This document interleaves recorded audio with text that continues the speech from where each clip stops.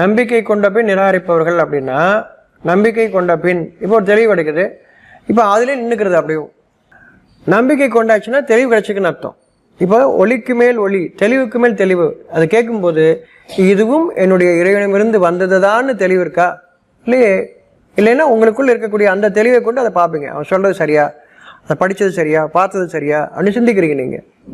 அதை கொண்டு தான் சரி பார்ப்பீங்க. அவங்க சொன்னதுனால இல்லை, அவர் ஒரு பட்டம் பெற்றவர் ஆனால் அவர் சொன்னது சரியா இருக்கும் அப்படி இல்லை.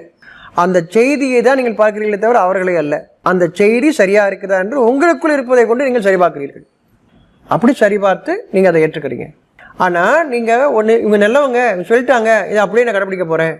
நீங்கள் பக்தர்கள், இறைவனுக்கு அல்ல, அந்த மனிதருக்கு அல்ல அந்த பொருளுக்கு நீங்கள் பக்தர்களாக ஆகிவிட்டீர்கள். அங்கேதான் சிக்கல் வருது. அங்கேதான் சிக்கல். செய்திக்கு நீங்கள் பணியும் போது செய்தி, ஒவ்வொரு செய்தியும் நீங்கள் உங்களுக்கு கொடுக்கப்பட்ட செய்தியை கொண்டு சரிபார்ப்பீர்கள். அது உங்களுக்கு இன்னும் தெளிவை கொடுக்கும், இன்னும் தெளிவை கொடுக்கும். உங்கள் இறைவனிலிருந்து வந்திருந்தால் இன்னும் தெளிவை கொடுக்கும், அல்லது நீங்கள் அடைந்த தெளிவின் மீது உறுதியை தரும். நான் இதை தவிர எங்கேயுமே பார்க்க மாட்டேன், அங்கிட்டு தான் பார்ப்பேன், ஒரே திசையை தான் நான் பார்ப்பேன் அப்படி. நீங்களோ திசை என்று வெளியே பார்க்கின்றீர்கள். உங்கள் இறைவனோ, உங்கள் இறைவனின் பாதையில் வழிகாட்டுபவர்களோ உங்கள் உள்ளத்தின் பாதையில் உங்களை திருப்புகிறார்கள். நீங்கள் வெளியே பார்த்துட்டே இருக்கிறீங்க, நான் திசையை பார்த்துட்டு இருக்கேன். அந்த ஒன்றின் மீது நீங்கள் உயர்ந்து வருவீர்கள் உங்கள் இறைவன் வந்து தெளிவு வரும் பொழுது.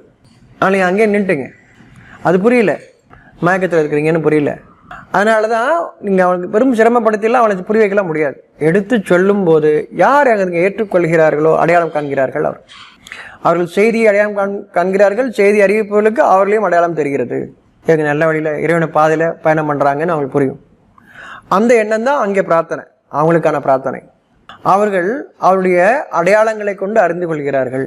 என்ன அடையாளம்? அவர்கள் இறைவனை பாதையில் அவங்க பயணம் பண்ணிட்டு இருக்காங்கன்னு புரிஞ்சுக்கிறது. அந்த புரிதல் தான் பிரார்த்தனையை தவிர உங்களுக்காக ஏதோ மந்திரத்தை ஓதுவதல்ல. அப்படி சொல்லும்போது மந்திரத்துக்கு ஸ்பெஷல் பவர்ன்றீங்க. உங்கள் இறைவனை நீங்கள் அறிந்து கொள்வதுதான் இறுதியாக. அவன் நம்மை பற்றி அறிந்தவனாக இருக்கின்றான். நாம் நம்முடைய தாயின் கருவறையில் இருக்கும் பொழுதே நம்மை பற்றி அறிந்தவன். நம்ம என்ன பண்ணுவோம், எப்படி யோசிப்போம்லாம் அவனுக்கு தெரியும்.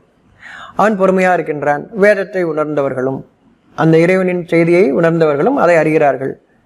அவங்க இன்னும் வர வேண்டியிருக்கு, இன்னும் புரிஞ்சு கொள்ள வேண்டியிருக்கு. அப்படின்னால பொறுமையாக இருக்கிறாங்க. அவங்க யார் மீதும் குற்றம் இல்லை, அவர்களுக்கு குறையும் இல்லை. யார் மீதும் குற்றமும் குறையும் இல்லை. ஏனென்றால் இவர்கள் குற்றம் பிடிப்பதற்கு ஒன்றுமில்லை, அது அவருடைய இறைவன் பொறுப்பில் இருக்குது என்று அறிந்தவர்களாக இருக்கிறார்.